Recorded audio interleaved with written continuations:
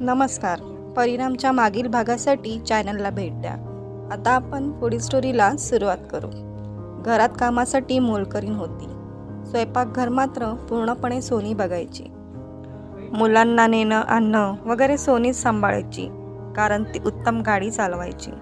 पूर्ण वेळ घरात राहून संपूर्ण घर व्यवस्थितपणे सांभाळणारी सोनी जेव्हा दिवसभर घराबाहेर राहू लागली, तेव्हा घरात गडबड, गोंधळ, अव्यवस्था हे सर्व होणारच होतं.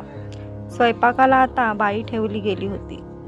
तिच्या हातचा बेचव स्वयंपाक आणि स्वतःच चहा पाणी, ब्रेकफास्ट वगैरे बघावं लागत असल्यानं आई बाबाही चिडचिडे झाले होते.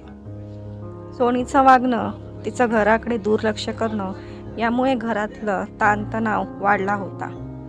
रोहनच्या संतापावर सोनीनं अश्रुरूपी पाणी ओतून आपली बाजू बळकट केली होती. आज रविवार होता.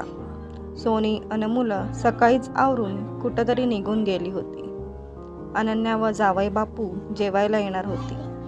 अन स्वयंपाकघरात 4 चांगले पदार्थ करताना आईची दमछाक झाली होती.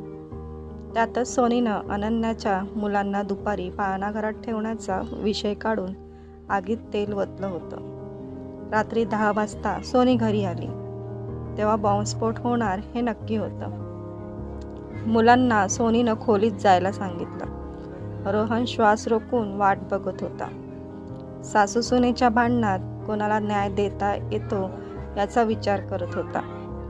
सोनीनं सरळ खुर्चीवर बसलेल्या सासूच्या पायाशी भस्कन मिठी मारली आणि त्यांच्या मांडीवर डोकं ठेवून ती रडू लागली. आई, तुम्हाला काय सांगू, हल्ली हे माझ्याशी फार वाईट वागतात.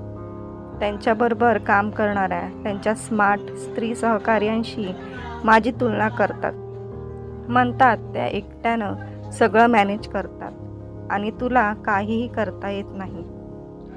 त्यांची सारा नावाची मैत्रीण व सहकारी कमालीची फिगर कॉन्शियस आहे, तरी तू सुंदर आणि स्मार्ट आहे. हे म्हणतात त्यांच्याकडून शिक काहीतरी.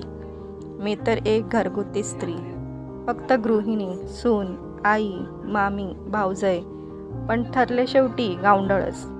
मला सांगा आई, मला या सगळ्या गोष्टीचं किती दुःख झालं असेल. रडून रडून सोनीनं सासूचा पदर ओला करून टाकला. सासू बिचारी तिच्या हुतक्यांनी, डोळ्यातल्या पाण्यानं आणि बोलण्यानं विरघळली होती. म्हणून मी स्वतःला त्यांच्यासारखं करायचा प्रयत्न करते.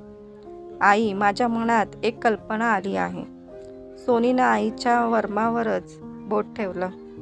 आईची कधीपासून इच्छा होती असं काहीतरी करायची, पण सोनीनं फारसा इंटरेस्ट दाखवला नाही. म्हणताना त्यांनीही नाद सोडला होता. बाबा पक्के व्यापारी होते. काही चांगलं काम करून पैसा घरात येणार असेल तर त्यांची हरकत नव्हतीच. सोनीनं सासूशी भांडणही केलं नाही. रोहनची गैरवर्तणूक लपवून त्याच्यावर उपकारच केले होते. दुसरी स्टेपही यशस्वी झाली होती.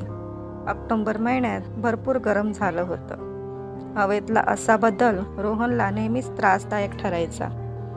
त्याचा दमा अन खोकला उफाळून यायचा. बिघडलेली तब्येत रुळावर यायला फार वेळ लागायचा. सोनीनं शोधाशोध करून गल्ल्याबोळ फिरून एका आयुर्वेदिक डॉक्टराकडून औषध मिळवलं होतं. त्या औषधामुळे गेली कित्येक वर्ष रोहनला खोकल्याचा, दम्याचा त्रास झाला नव्हता. वैद्यांनी दिलेली पाल्याची, मुळ्याची औषधं सोनी स्वतः पाट्यावर वाटून मधातून सकाळ संध्याकाळ रोहनला देत असे. वेडी वाकडी तोंड करत रोहन ती औषध घ्यायचा. यावेळी सोनीनं वैद्याकडून औषधं आणली नाहीत. वाटून पूट करून रोहनला खाऊ घातली नाही. व्हायचं तेच झालं. रोहनचा खोकला आटोक्यात येईना. 8 दिवस खोकून खोकून तो थकून गेला. त्यात 3 दिवस तापही येत होता. डॉक्टरांची औषधं लागू पडत नव्हती. तोंडाची चव गेलेली. त्यात स्वयंपाकवाल्या बाईच्या हातचा बेचव स्वयंपाक. रोहन वैतागला होता, संतापला होता, कारण सोनी त्याच्याकडे फिरकतच नव्हती. एकेकाळी त्याचं साधं डोकं दुखलं तर ती त्याच्याजवळून हलायची नाही, आणि आता तापात होता तरी कपाळावर पाण्याच्या पट्ट्या आईच ठेवत होती. सोनीची दिनचर्या अजिबात बदलली नव्हती. त्याचा ताप उतरला आणि 2 दिवसातच बाबांना ताप आला. सोनी शांतपणे नव्या दिनक्रमात व्यग्न होती. आता मात्र रोहनचा संयम संपला. आता बोलायलाच हवं. आता अधिक स्वातंत्र्य मिळणार नाही. बंद कर हा सगळा तमाशा. रोहनच्या आवाजात हुकूमत आणि संतापही होता. आणि ते नाही झालं तर? नम्र सुरात अत्यंत थंडपणे सोनीनं विचारलं. नाही झालं तरचा अर्थ काय? नवरा आहे मी, कळतंय का तुला? नवरा म्हणून कर्तव्यात मी कसूर केलं नाही. घर आहे की धर्मशाळा? तू जे करत आलीस ती तुझी जबाबदारीच होती ना?